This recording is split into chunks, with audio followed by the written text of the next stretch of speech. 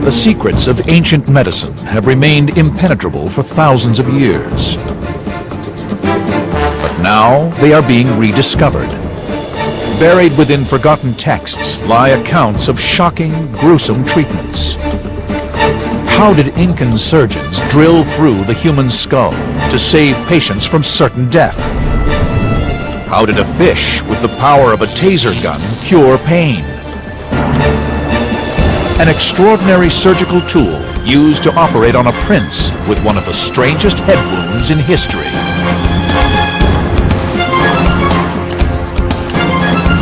Ancient Discoveries is entering a remarkable world of snakes, leeches, and death rays, uncovering a secret. They all worked. This is the untold story of gruesome medicine.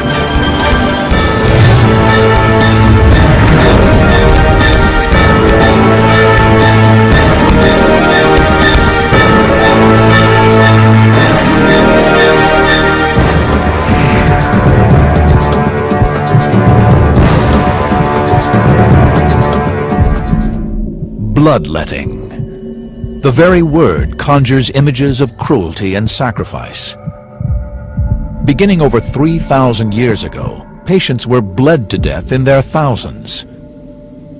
Ancient doctors removed up to 4 pints in a bid to cure everything from fever to madness.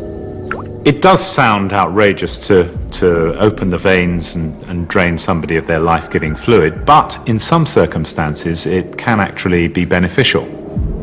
Bloodletting's most famous practitioner hailed from ancient Greece, and his name was Galen.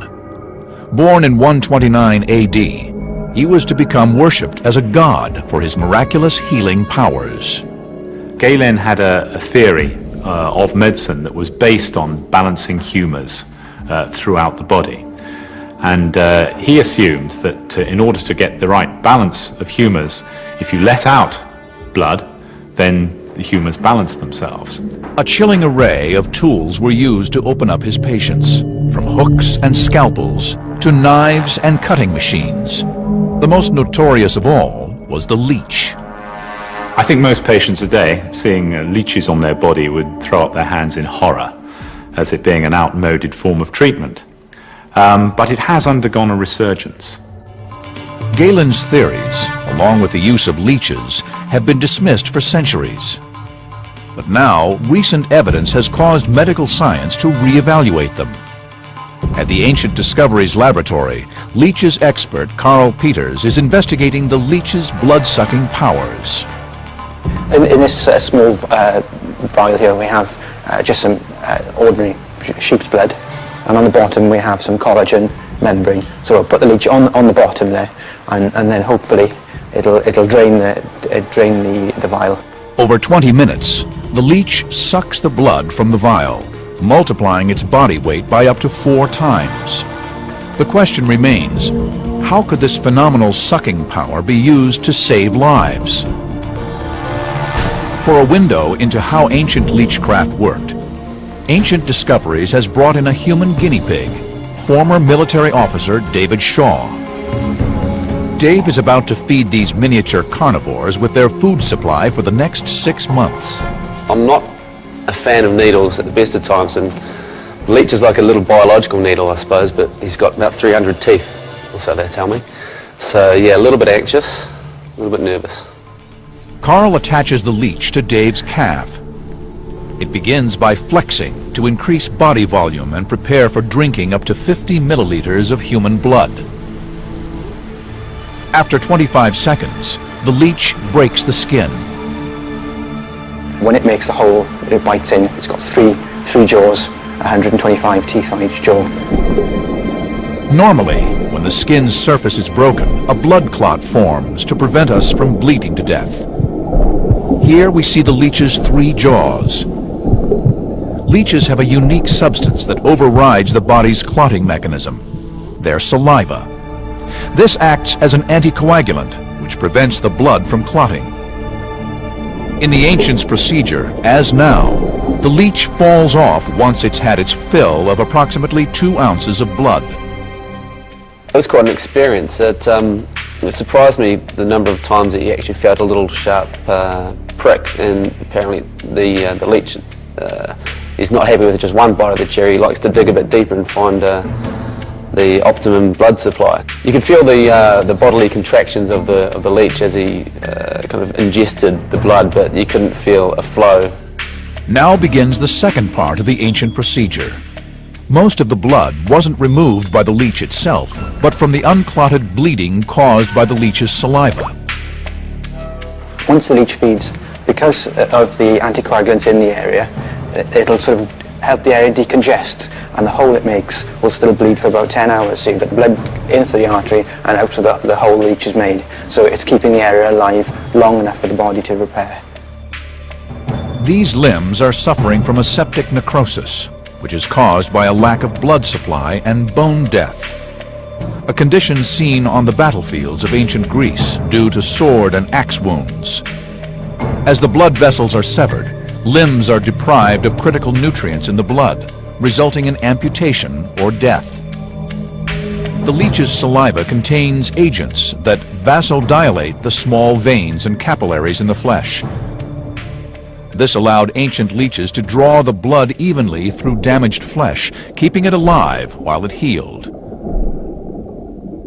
Yet leeches were not the only skin-crawling critter to inhabit the world of ancient gruesome medicine. The most shocking treatments of all came from poisonous snakes. In Greece lies the ruins of Epidaurus, headquarters of a mysterious ancient snake cult said to have magical healing powers.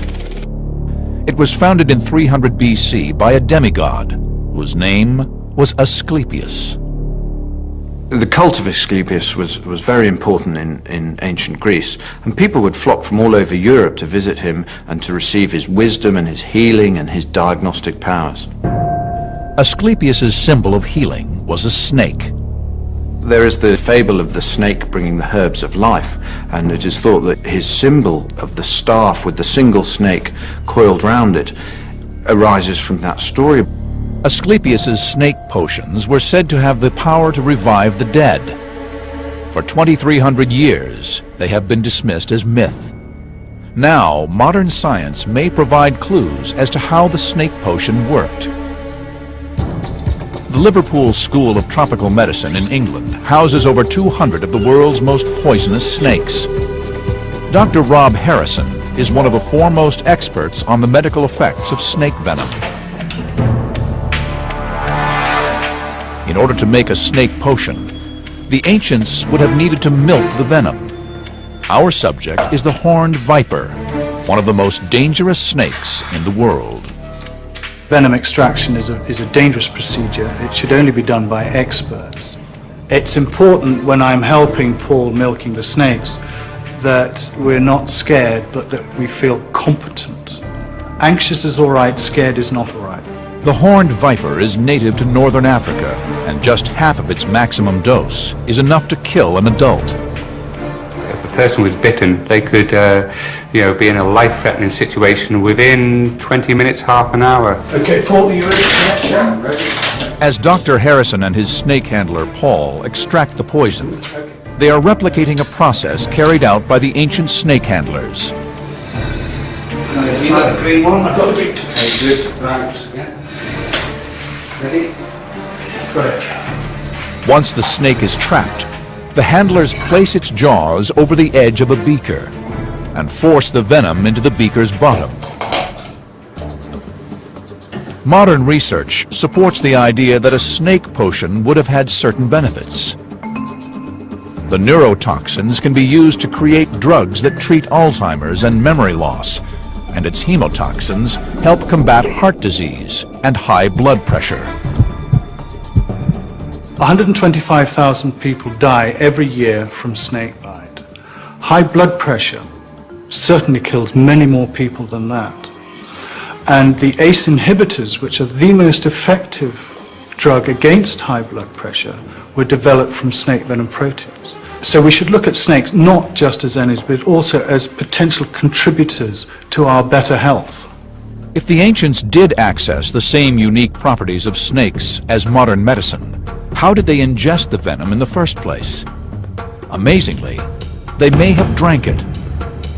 Drinking lethal snake venom is not fatal, unless there are cuts in the digestive system allowing the venom access to the bloodstream. 2,300-year-old accounts tell of Asclepius's patients drinking from the head of a snake-covered gorgon, and then developing the power to heal. Tantalizing evidence that the ancient Greeks could have discovered the same healing powers as the 21st century's latest medical drugs. The ancients' unrelenting search for new medical treatments even saw them transform an underwater killer's taser-like weapon into a miracle cure. The secrets had been lost to time, until now. Since the beginning of history, humans have sought to manipulate and control pain. From ancient torture devices that inflict unimaginable suffering, to magical ointments that make pain disappear. The fact that we want to get rid of pain is not new. I'm sure the Romans, the Greeks, the Egyptians, and probably everybody who went there before them didn't want pain either. Today, when we think of pain relievers, we think of aspirins or morphine. But in 100 AD, the Romans discovered a very different solution to pain relief. A secret lost to history that depended on a terrifying denizen of the deep. Roman historian Plutarch left an account describing an incredible pain neutralizer, a rare kind of electric eel known as a torpedo. The ancient Roman sources describe how sufferers of extreme joint and leg pain were taken down to the beach. Here, their feet were placed directly on top of the torpedo.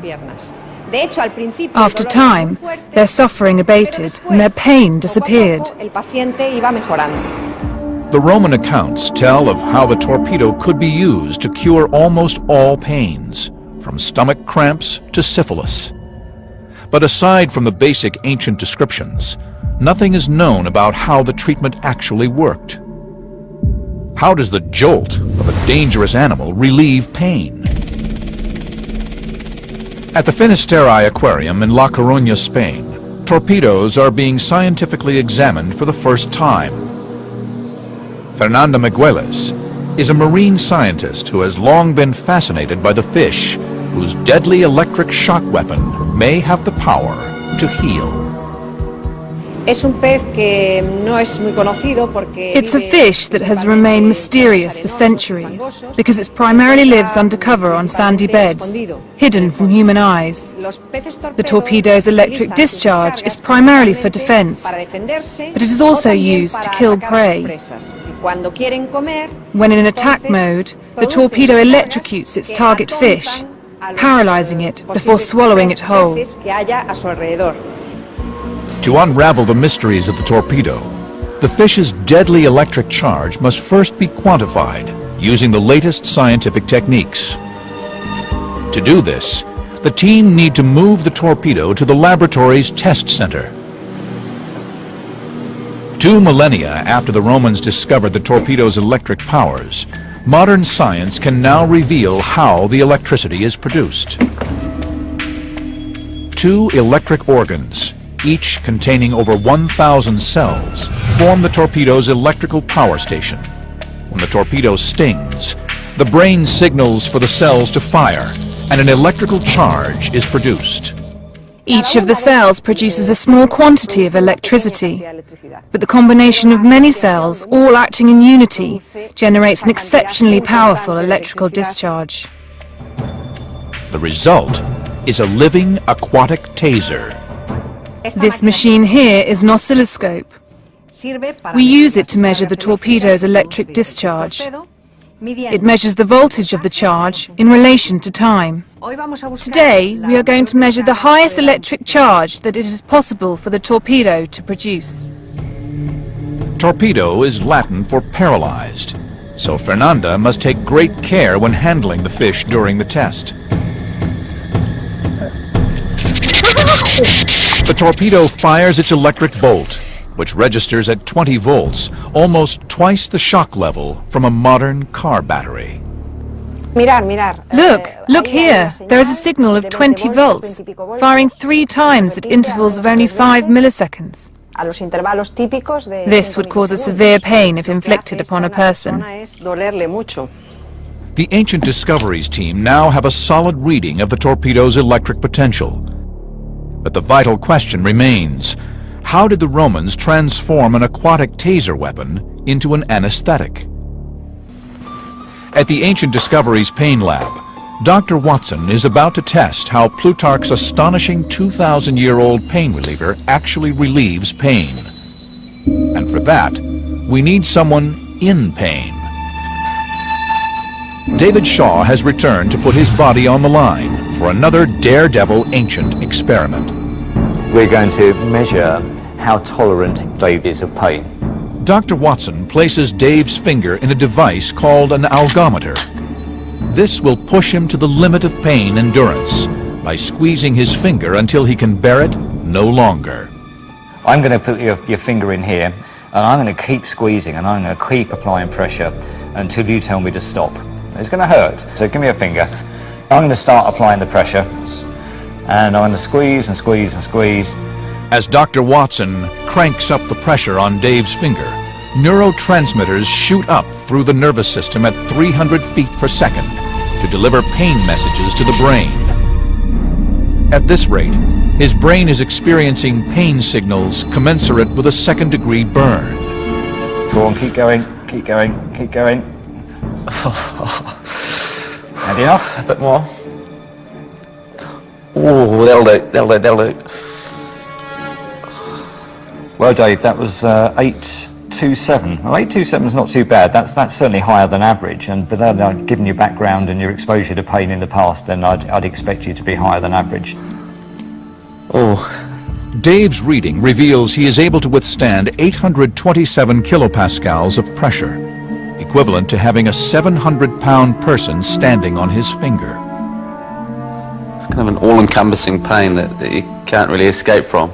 Certainly wouldn't want to be in that kind of pain if it was a continual, just a 24/7. You'd be looking for something, anything, to relieve the pain, especially if it was as intense as I've just experienced. Now, the way we think the torpedo worked is that it produced enough electrical charge to theoretically numb pain by neutralizing the nerve impulses sending messages to the brain. So Dr. Watson matches the number of volts produced by the torpedo and administers that to our patient. We're going to be using an electrical stimulator that delivers a particular kind of current. It's really just a modern version of what the Romans were doing with their torpedo fish. Okay, Dave, so what we've done is we put a couple of fairly big electrodes here. I'm just going to turn this up really slowly. The electrical current is almost identical to the 20-volt reading from the torpedo. If the ancient accounts are correct, in his electrically numbed state, Dave should now be able to increase his pain score of 827 kilopascals. How it works is this: there's a gate in the spinal cord which controls how much pain does and doesn't get through. We're simply using electricity to make the nerve fire. The stimulation of this nerve is going to shut the pain gate, and effectively we're going to reduce the ability of the body to transmit pain from the hand up to his brain. And if the pain starts in his hand but doesn't reach his brain, he can't feel it, and therefore he will feel less pain. Now, Dr. Watson must test whether the electrotherapy theory works in practice. After 15 minutes of electrical stimulation at 20 volts, Dr. Watson cranks up the penometer for the second time.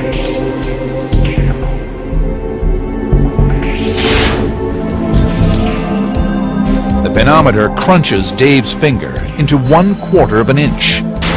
He is now experiencing a far greater level of pain than we would expect a human to be able to take. Yep. Okay. So that gives us 1096. That's 1096. Very different from last time. Very different. 200 up. 200 up. That's about 25% up on where we were before. Originally he was feeling 827, and that's when he told me to stop. This time we got up to 1096 before he told me to stop. So I've made him less able to feel pain. Dave can now withstand pressure equivalent to being run over by a 2-ton truck. 2,000 years after Plutarch's first accounts, this pioneering experiment has revealed that the stories of the ancient Romans' miracle cure are grounded in fact. I'm pretty sure they didn't understand about pain gates in the spinal cord, and I'm pretty sure they didn't understand about stimulating nerves in order to get pain relief, but they knew that using electricity, which happened to come from a torpedo fish, produced the sensation of pain relief. Thousands of years later, our modern machines are just an up-to-date way of doing torpedo fish therapy. Even the Romans might wince at some of the treatments in the mysterious world of the Incas. Here, doctors literally cut open the human head.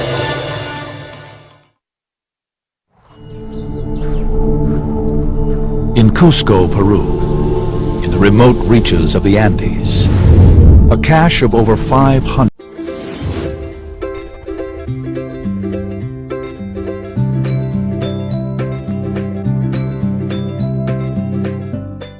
Incan skulls has been discovered.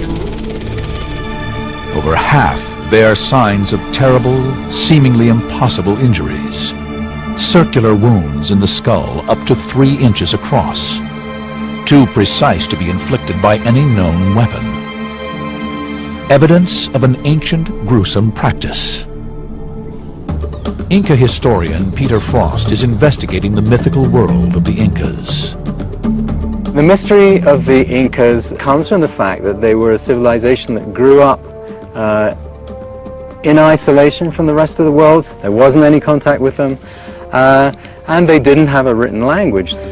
The skulls were found in a region known as the Sacred Valley, home to the magnificent lost city of Machu Picchu. Founded in the year 1450, the city lies at almost 8,000 feet above sea level. Surrounded by cliffs and continually wreathed in cloud, this was the secretive citadel of a civilization that ruled over 1 million square miles and 10 million people.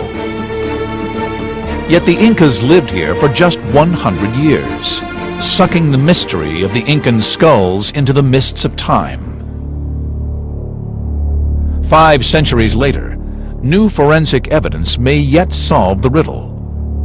It suggests that the people survived their injuries. There are lots of examples of skulls that they've unearthed which show that the skulls began to grow back over the wound. The linchpins of Incan warfare were weapons such as the club or mace, weapons that deliver severe trauma injuries, such as a fracture to the skull. The thing about a skull injury or a skull fracture, a depression fracture, is that it pushes bone fragments into the brain area, and they must be elevated or taken away, because of course the skull is a box, and if the box is closed and there's bleeding inside the brain, then pressure increases and eventually the brain must die. Incan surgeons developed an astonishing solution to this seemingly fatal injury. They did develop one technique which is extraordinarily sophisticated, which is skull trepanation. Trepanation is the removal of an area of the skull to release pressure or to decompress a depressed fracture of the skull. We can tell how long an Inca lived after the procedure by analyzing the skulls to see if they show signs of healing. Amazingly, in 80% of the observed cases, the Incas survived this early form of brain surgery. But how? At the Ancient Discoveries Laboratory, leading surgeon Mike Edwards is taking a journey back through 600 years of history. He is carrying out a trepanation using Incan tools on the head of a dead sheep, purchased from a butcher shop. The challenges involved in performing a trepanning in Incan times must have been tremendous. Let's imagine that I'm sitting on some Peruvian hillside with this chap's head between my knees, and I've taken the hair away by shaving, and I'm just making my first incision. Mike will use the same blade as the Incan surgeons, a form of volcanic glass called obsidian, which is 5 times sharper than surgical steel. Keep in mind, the Inca patient would not have been anesthetized. It's a tense time because I know it's going to hurt the guy that I'm operating on, but yet I have to keep my nerve. I mustn't be put off by his screams, and my hand mustn't shake, and I've got to know what I'm doing is going to benefit him. It's the same for any surgical procedure, apart from the fact, in this case, my patient's wide awake and feeling what I'm doing. The obsidian blade went through the scalp in one fluid move, so it's an incredibly sharp instrument. It takes Mike about 30 minutes to cut through the bone. Not long, unless you're an Inca patient. During the operation, Mike lacerates several cranial nerves, sending extreme pain messages instantaneously to the brain. Beneath the bone lies the dura, a thin layer embedded with blood vessels. It is the body's final layer protecting the brain, but it has the consistency of a cotton shirt. I'm very careful as I go through the skull not to damage the dura, because I know if I pierce the dura, it's going to bleed, and I may not be able to control the bleeding. I will also enter the brain tissue. It may be that there's pressure inside the brain that has caused me to be doing this procedure in the first place, so if I pierce the dura, there's every chance that the brain may just burst through like toothpaste and just come out in front of me, and the patient will die within seconds. Well, looking at this, I think this has been a successful trepanning. We've made the skin flap that you see here, we've gone through the periosteum, we've gone through the bone, and this, peeping up at us through this hole here, is the dura. The vast majority of patients were killed not by the trepanning, but by infection of the brain afterwards. But 8 out of 10 Incan patients survived. The bone reformed over the hole and the skin healed, leaving nothing behind but a small indentation. In the same time period, over 6,000 miles away in England, a simple blacksmith set about transforming medical history. How did he use nothing more than a hammer and molten metal to perform brain surgery needed to remove an arrow that had been shot straight through the head of the most powerful prince in the medieval world? The ultimate test center for medicine is the theater of war. Yet few today realize that the surgical techniques deployed in war zones from Vietnam to Iraq were invented over 2 millennia ago in Imperial Rome. The Roman drive for military might saw the creation of the Medici, the first medical army elite in history. The medics became very much more important and significant as the Roman army became professionalized, and this was around the 1st century AD by Emperor Augustus, who recognized the importance of having a quality medical support team for his forces, for his armies. Preserved at the Museum of Roman Civilization in Rome lies an intriguing collection of images taken from Trajan's column and dating from the year 113 AD. They depict surgeons operating on the front lines, applying bandages, splints, and emergency first aid. If the reliefs are accurate, they show that the Roman surgeons pioneered the tools and techniques used by today's military medics. Leading surgeon Damien Mole is investigating. The basic principles behind surgery and surgical operations have changed little throughout the ages, even though the technology has. A battlefield surgeon would be interested in stopping blood or needing to perform an emergency amputation. He would have needed something to cut skin, muscle, tendon, which would be a knife, and he would have needed something to cut bone, which would have been a saw.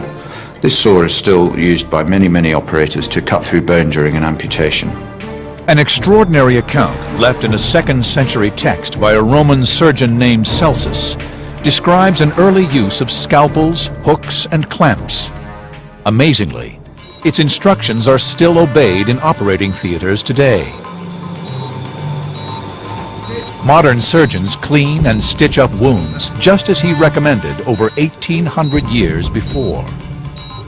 Only a foolish surgeon would ever ignore history and ignore the past. The kind of clamps and that were used in Roman times are similar to the ones used today. There have been developments in the materials and obviously in the design of the clamps, but the principle of applying them and the mechanics used of the instrument to stop blood flow would have almost certainly been identical. Celsus's 4 sins of inflammation, redness, heat, pain, and swelling, are still memorized by every modern surgeon. This patient will later make a full recovery, a recovery founded on Rome's battlefield medics.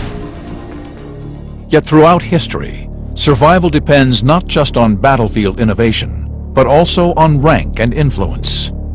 The need to save wounded generals, commanders, kings, and even emperors has driven medicine to astonishing new heights. In the year 1403, Prince Hal, heir to the English throne, led 4,000 troops against an uprising that would become known as the Battle of Shrewsbury. He was aged just 16, and within 24 hours, his face would never be the same again. As the Royal Army advanced, the archers on the top of the hillside sent this hail of arrows down the hill, and contemporaries, when they've experienced a battle like this, all talk about how the sky literally darkens over because of the sheer number of arrows that come flying down through the sky. Now, if you're a knight and you're wearing full plate armour, it gets increasingly difficult to breathe. So as they're staggering up this hillside, the first thing they all do is throw back their visors, and that makes them immediately vulnerable to the arrows because their faces are lifted, and so that's exactly what happened to Henry V. Prince Hal was struck by an arrow just beneath his left eye. It penetrated 6 inches into the skull, leaving the prince fighting for his life. The extraordinary thing about the Battle of Shrewsbury is not just that Henry V got hit by this arrow, but that he didn't leave. He stayed on and he fought. This wretched arrow stuck in his face. At the Glasgow Digital Design Studio in Scotland, eminent neurosurgeon Ian Sabin has for the first time recreated this wound on a virtual Prince Hal. The arrowhead involved was a bodkin, which was designed to be armour-piercing, and as such would have punched its way through the tissues, almost surgically. Potentially, structures that were damaged include a nerve that exits just under the eye, called the infraorbital nerve, which gives feeling to the cheek, which would have left him with a numb cheek. It would then have penetrated the thin bone of the maxillary air sinus, which is an air-filled cavity within the skull, and punched its way through the nose, before ending up in this area, close to the jawbone or mandible, and very close to the carotid arteries. At a scale of over 1,000%, Ian is now able to map in 3 dimensions how perilously close the prince came to death. So if we now remove the facial skeleton to show the arrow track more clearly, we can see just how close potentially it came to structures that would have led to fairly rapid death. The jugular vein, the main draining vein from the brain, and the carotid arteries, the main arteries leading to the brain and to the facial muscles. In addition, very close also is the spinal cord and the brainstem, injury to which would have been instantly fatal. The prince was taken to Kenilworth Castle, in the heart of England. Its ghostly remains still stand. His attendants carefully tried to remove the arrow, but then, disaster. The arrow breaks. Now the prince has a bodkin arrowhead lodged 6 inches inside his skull. How will they get it out? And who in all the kingdom has the skill to do it? The prince's advisors chose John Bradmore, a surgeon, locksmith, and convicted coin forger, for the challenge of a lifetime. You've got to imagine that Bradmore was in a unique situation. For the start, that he was in prison for counterfeiting, which was quite a serious offence, and he had been dragged out of prison, brought up to Kenilworth and said, right, here's the situation, you've got the future King of England, he's got an arrowhead in his head, we want you to get it out. Just hours out of prison, John Bradmore hatched an incredible plan. He decided to forge a new surgical instrument armed with nothing but a hammer and several sheets of molten metal. Historical blacksmith Hector Cole is reconstructing John Bradmore's arrow extractor, using the same techniques Bradmore himself would have used over 600 years earlier. What John Bradmore would have had to have done first would to forge out the strip of metal to make the main body of the extractor. And I've done that, and I've thinned out the two ends so that they are the right thickness to be able to put the flutes in, to make it into a half a cylinder at each end. Because when the two come together, they make a complete tube to enter the wound where the arrow went into Prince Henry's head. While John Bradmore worked, hour by hour, fever and infection pushed the prince ever closer to death. Time was of the essence, obviously, and he didn't have a lot of time to make it. He would have had perhaps a day and a half at the most to work out how to do it, how to make it, and actually make it. So he was under a tremendous amount of pressure. The arrow shaft had completely broken off inside the prince's skull. Fortunately, the remaining arrowhead was hollow, and this was to prove a crucial detail. This extractor has to enter through the wound, locate into the socket of the arrowhead, and the clever part of it is it expands inside the socket, so it's not going to do any more damage to the future King of England. It grips the arrowhead tight, and then a little bit of a wriggle, and out it comes. 6 centuries after John Bradmore forged his instrument, the Ancient Discoveries team are putting it to the test. Using state-of-the-art virtual technology, they are going to recreate the operation that saved the English prince. The question is, how did the future king survive? July 1403. At Kenilworth Castle, the future King of England lay dying, with an arrow lodged 6 inches inside his skull. How he survived has remained a medical mystery for 6 centuries. At the Ancient Discoveries Test Center, our team are recreating Prince Hal's wound on a pig carcass. Using a 15th century longbow, an arrow is fired at 200 miles per hour into the carcass. Now, top surgeon Mike Edwards is investigating how our extractor can be used to remove the arrowhead. This is a pig carcass we're dealing with, of course, but we've got to draw some similarities between this and a wound in a human being. This is a big problem to treat because it's in such deep tissue and I can't see the other side of it. What I have to think about is, if I'm going to take out this arrow, what structures are going to be in the way to stop me doing that? Because, especially in the face, there are vital structures that must not be damaged.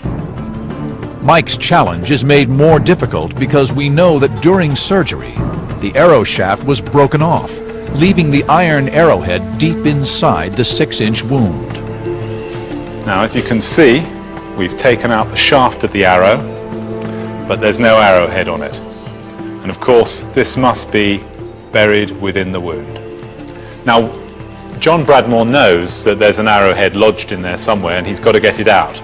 This is where we test whether or not this implement, made in 1403, is going to be able to take out this arrowhead. Over 600 years ago, Prince Hal would have had to endure his skull surgery without any form of anesthetic. The original account says that this wasn't a straightforward procedure. So I'm going to have to be lucky for it to work first time.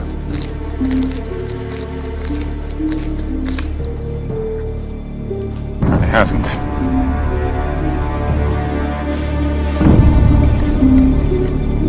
I think if I were doing this to Prince Hal right now as John Bradmore, my career would be on the line. Probably my head would be on the line. What I've got to do is just see whether I'm anywhere near the head of the arrow. Ah, I think that's it. Something's engaged. The question is,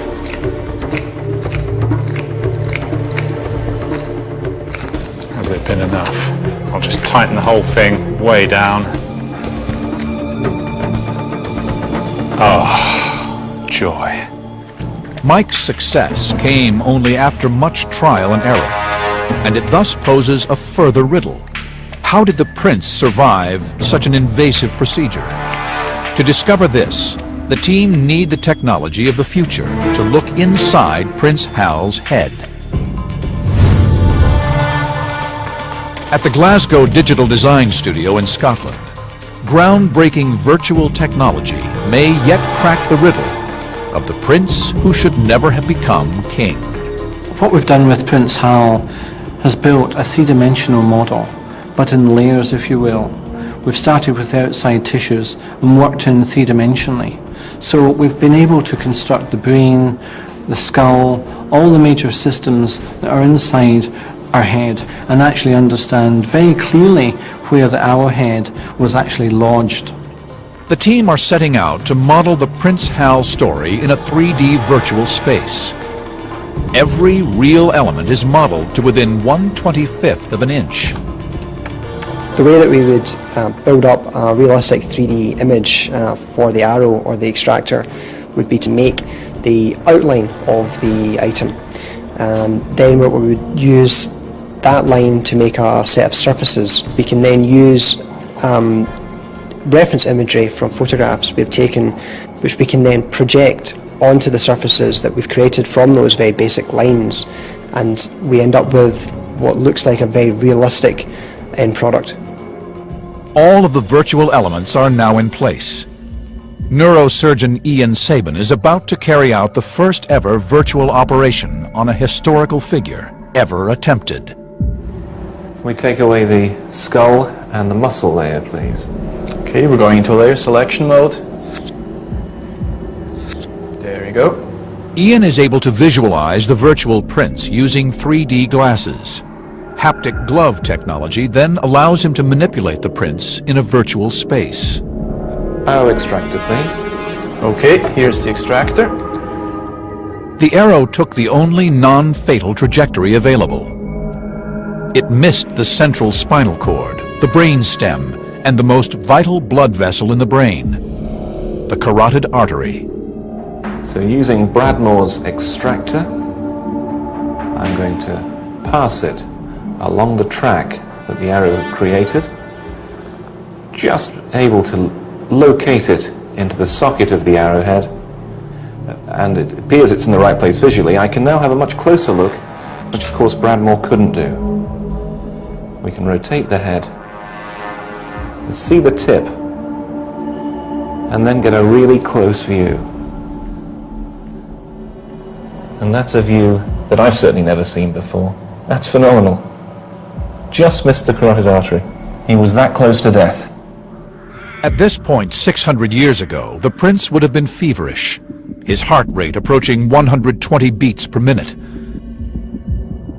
Removing the arrow would have been crucial. But first, Ian must ensure he is correct on the location of the arrowhead. We're just about to take the arrowhead out. There may be torrential bleeding. We'll need people ready to put pressure on the carotid artery if that happens.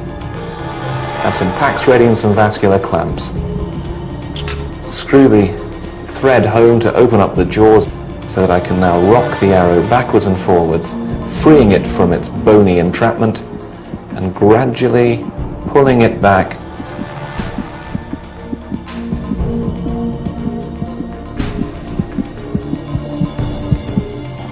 And out it comes. The virtual operation has proved a success. The prince has survived. The injury that Prince Hal received was horrendous, and actually he was incredibly lucky to survive. But we now can understand, using very advanced technology, how he was able to do that, what the surgeon of the time actually did. John Bradmore went on to become a celebrated surgeon and was paid 10 sovereigns a year for the rest of his life. These experiments have proved that the ancients' understanding of pain, trauma, and human anatomy was far more advanced than previously thought. Gruesome treatments, from leeches to snakes and torpedoes, should now be seen not as primitive, but visionary. Every hospital visit we make today, every life that is saved, builds on the pioneering groundwork laid by history's first doctors.